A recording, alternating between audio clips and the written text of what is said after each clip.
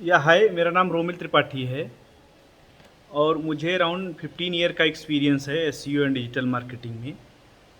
तो बेसिकली जो ये आज का जो टॉपिक है कि आपका एकदम नया डोमेन है आपका, नई वेबसाइट है। इसको आपको कैसे रैंक कराना है और क्या क्या पॉइंट्स हैं जो आपको समझने बहुत ज़रूरी हैं, तो वो मैं आपको डिटेल में पूरा बताऊंगा। उससे पहले एक पॉइंट मैं बता दे रहा हूँ कि जो आपको नहीं करना है, एक साथ बहुत सारे पेजेस आपको कभी लाइव नहीं करना। आपकी नया डोमेन है और आप उसमें 10,000 20,000 लाख पेजेस कभी भी लाइव नहीं करने हैं। ये एक पॉइंट मैं पहले बता दे रहा हूँ, बाद में पूरा मैं डिटेल में बता रहा हूँ आपको। ठीक है। तो मुझे अराउंड 15 ईयर का एक्सपीरियंस है डिजिटल मार्केटिंग एंड एसईओ में, और हमारे पास अभी 100 प्लस क्लाइंट हैं जिनके लिए हम काम कर रहे हैं। और हमारी पार्टनरशिप भी है, कई कई बड़ी एजेंसी हैं जो डिजिटल मार्केटिंग की, उनके लिए हम एसईओ का काम करते हैं। तो हमारे पास काफ़ी बड़े बड़े प्रोजेक्ट हैं जिनके लिए हम काम करते हैं। उनका नाम मैं नहीं कर सकता इसलिए कि उनके साथ हमारा टाई अप है। और हमारे इन हाउस भी प्रोजेक्ट हैं, जैसे 365 डॉक्टर.इन है, डेली का अराउंड 12,000 13,000 का ट्रैफिक है। और कितनी, और जितने भी स्पेशलिटी वाले कीवर्ड हैं सब पे टॉप पे हैं हम। और इस तरह हमारा 36 मोबाइल है। हमारे पास करीब 12-13 डोमेन है जिस पे हम काम कर रहे हैं। तो उस हिसाब से एक्सपीरियंस है अच्छा डिजिटल मार्केटिंग और एसईओ में। जो मुझे एक्सपीरियंस है, मैं देखता हूँ कि एकदम जो इनके पास कुछ भी एक्सपीरियंस नहीं है, ना क्लाइंट के प्रोजेक्ट हैं ना खुद के, लेकिन वो आजकल चैट जीपीटी आ गया है, उससे आप कुछ भी टाइप करो और पूरा कंटेंट लिख के आ जाएगा, उसको वो पोस्ट कर देते हैं। लिंक्डइन में पोस्ट कर दिया, ट्विटर में पोस्ट कर दिया कि हाँ ठीक है। तो मैं आपको इसीलिए बता रहा हूँ कि आपको एकदम क्लियर आइडिया दे रहा हूँ कि आपकी नया डोमेन है, आपको उसको कैसे रैंक कराना है एसईओ पॉइंट ऑफ व्यू से। तो सबसे नंबर वन, आपका डोमेन आपने बनाया, उसको लाइव कर दिया, जो भी आपने फ्रेमर पीएचपी पे है, होस्टिंग आपने ले लिया। बिग रॉक मैं सबसे सजेस्ट करूँगा, बिग रॉक सबसे अच्छा है, बिग रॉक होस्टिंग लो आप। फिर उसमें आपको क्या करना है, देखो आपका बड़ा, मान लो बड़े पोर्टल की मैं बात कर रहा हूँ, बड़ा पोर्टल है अगर, तो बेसिकली उसमें बनने में टाइम लगेगा। लेकिन आप क्या करो, सबसे नंबर वन, ब्लॉग सेक्शन आप उसमें लाइव कर दो पहले से ही, और उसमें ब्लॉग आप पोस्टिंग स्टार्ट कर दो। जिससे रिलेटेड आपकी कैटेगरी है उससे रिलेटेड आप ब्लॉग पोस्ट उसमें स्टार्ट कर दो, कि जिससे आपके जो पेजेस हैं, आपकी जो वेबसाइट है गूगल की, उसमें आने लगे। ठीक है। और ब्लॉग पूरा ऑप्टिमाइज हो, अच्छा एक यूनिक कंटेंट हो, टाइटल मेटा डिस्क्रिप्शन अच्छा हो। ये तो देखो एक बेसिक आइडिया ही है कि यूआरएल का टाइटल स्टैटिक होना चाहिए, मतलब यूआरएल स्ट्रक्चर आपका स्टैटिक होना चाहिए। जैसे ब्लॉग के लिए अगर फॉर्मेट है तो स्लैश ब्लॉग, और फिर आपका जो ब्लॉग का पोस्ट है, टाइटल एक उससे रिलेटेड ही होना चाहिए, कंटेंट एक यूनिक होना चाहिए। ये मतलब एक बेसिक तो आपको आइडिया है ही है, जिसको नहीं आइडिया उसके लिए मैं बता रहा हूँ।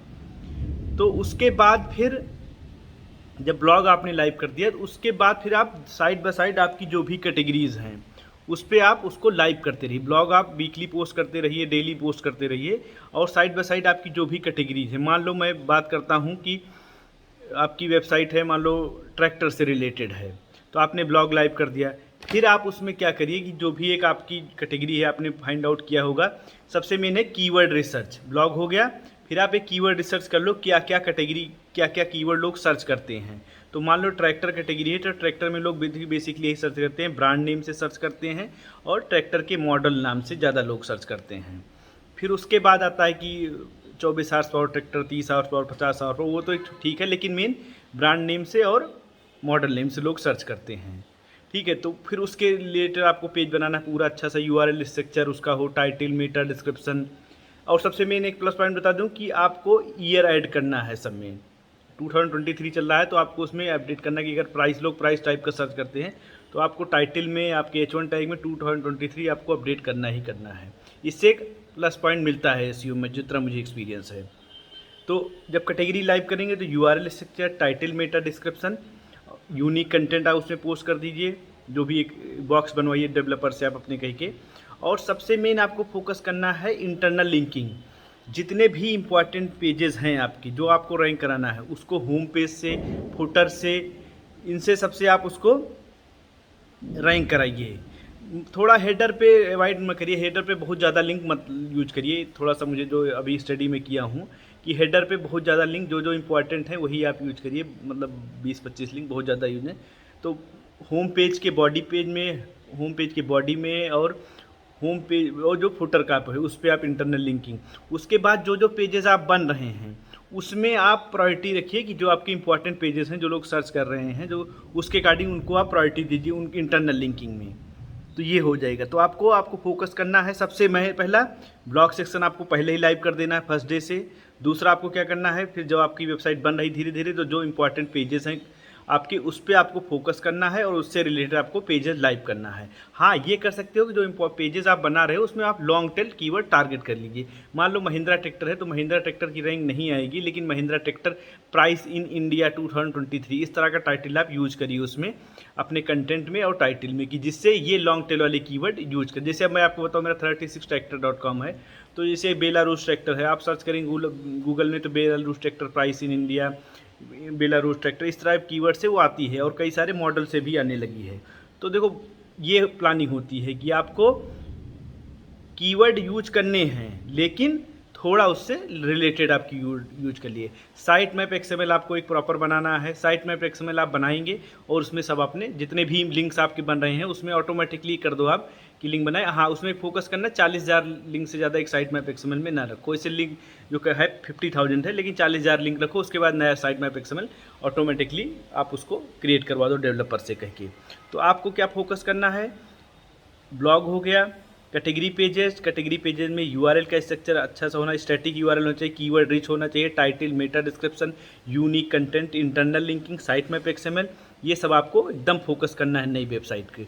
हाँ, और सबसे मेन इंपॉर्टेंट है, कोई भी अच्छा क्वेश्चन आप पूछ भी सकते हो, सबसे मेन और इम्पॉर्टेंट है आपको धैर्य रखना ही, पेशेंस रखना ही रखना है। इसलिए मैं बहुत पोर्टल में देखा हूँ कि टाइम लगता है। ऐसा नहीं कि आप पोर्टल आज बनाए तो आप सोच रहे हो 3-4 महीने में आपको बहुत अच्छा रिजल्ट मिल जाएगा, बिल्कुल नहीं मिलेगा।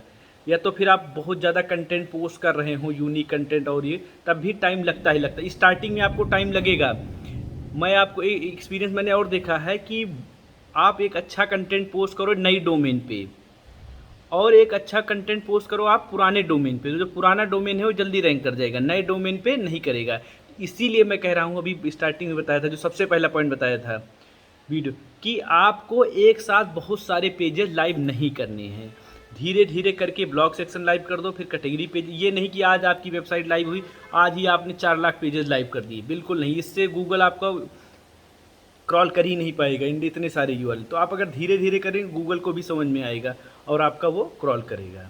ओके, कोई भी ऐसे आपको क्वेरी हो इस एसईओ से रिलेटेड आप पूछ सकते हैं, फ्री में मैं आपकी हेल्प कर सकता हूँ, चाहे B2B हो चाहे आपकी बड़े पोर्टल हों। इसलिए मुझे इतना एक्सपीरियंस है, बड़े पोर्टल हो, B2B है, ई कॉमर्स है, कोई भी हो, ठीक है ना। Okay, thank you.